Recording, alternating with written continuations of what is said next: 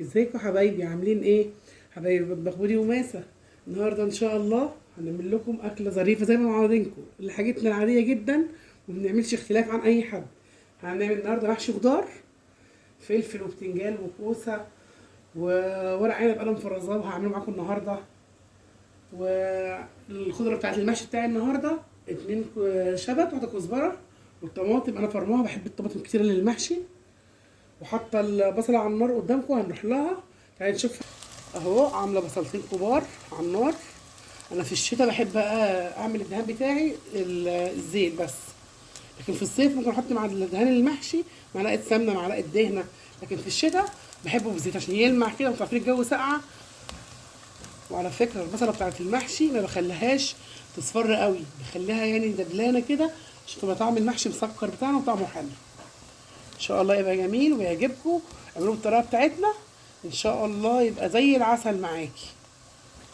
وزي ما معوداكم اول ما نقف نخش مطبخنا ونبدا في الاكل بتاعنا نعطر لساننا بذكر الله، زي ما بنقول اللهم صل وسلم وبارك عليك يا حبيبي يا رسول الله.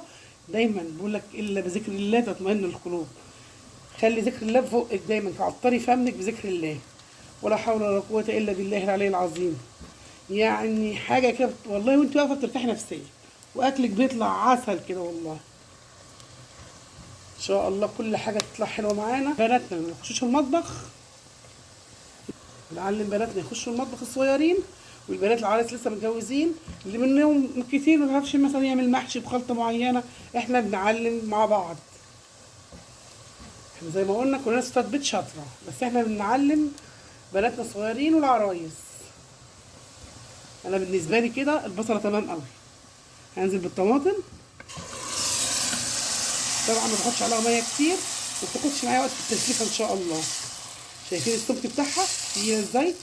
ما بكترلهاش ميه وما بتاخدش معايا وقت ان شاء الله في التسبيك شويه. وهننزل بقى بالبهارات بتاعتنا اللي هنحطها بس لما تاخد غلوتين ثلاثه كده، وهنحط لها مكعبين الشوربه الجمال وهنغطي عليها دلوقتي لما تتسبك. نرجع بعد تاني. نحط شطه، برضه الشطه دي حسب الرغبه، بس انا بقول لك هو المحشي بيتعمل ازاي.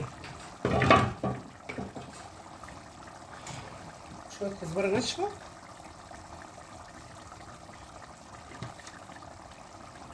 بصي هو زي ما قلت لكم البهارات كتيره، لا هو ما بيحبش البهارات الكتيره. الكمون ده طبعا اساسي.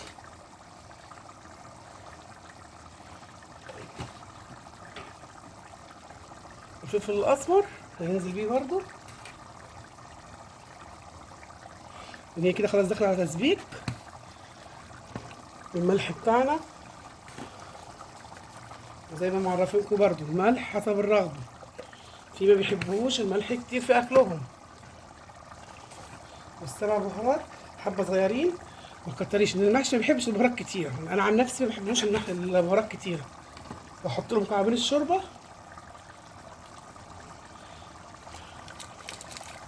احط له مكعبين شوربه.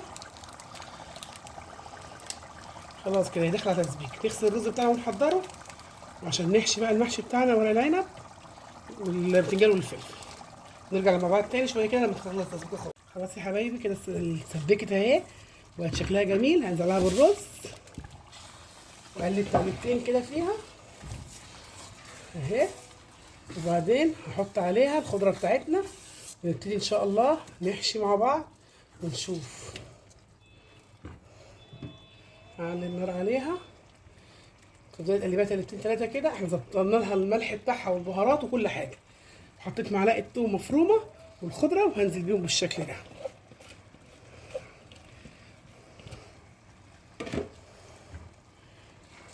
اهو.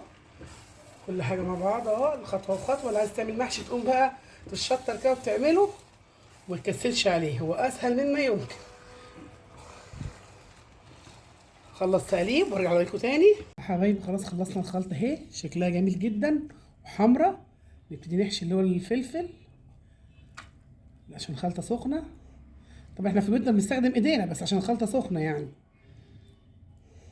متبهوش قوي عشان لما يستوي ما يطلعش بره الفلفل اهو. ده اول حاجه عملناها معاكم. وقف الصينيه بالشكل ده في الحله.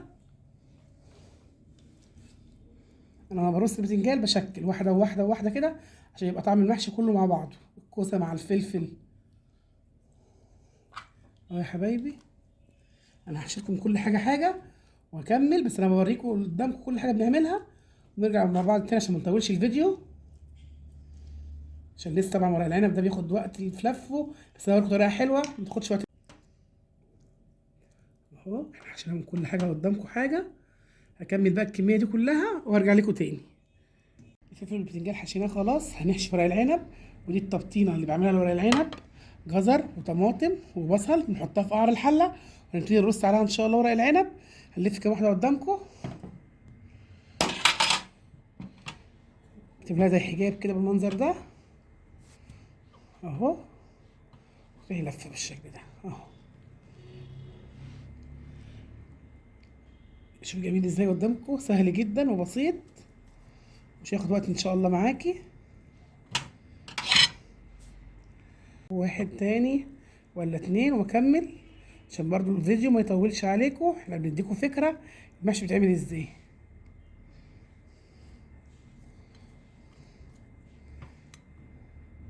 محشي الخضار بيتعمل ازاي خدنا فكره اهو مع بعض وبنفيد بعض. اهم شيء ما تنسوش اللايك الجميل والشير وتفعلوا الجرس عشان كل جديد يوصلكم مننا ونكبر بيكم وليكم ان شاء الله. وبألف هنا اللي بيجرب الوصفه بتاعتنا، تبقى بسيطه وظريفه كده ومتبقاش تحس ان هي تقيله في اكلها ولا في العمايل ان شاء الله بتاعتنا. اخر واحد دوت هلفه واكمل وارجع لكم تاني.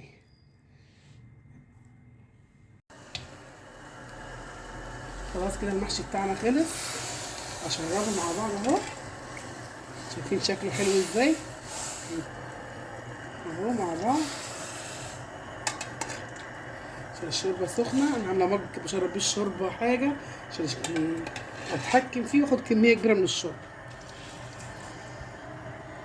العنب اهو لما يجي داخل على سوا احط عليه ليمونه مقطعه عشان تديله الطعم بتاع المزاج جميل، اغطيه ويستوي وارجع لكم تاني اهو.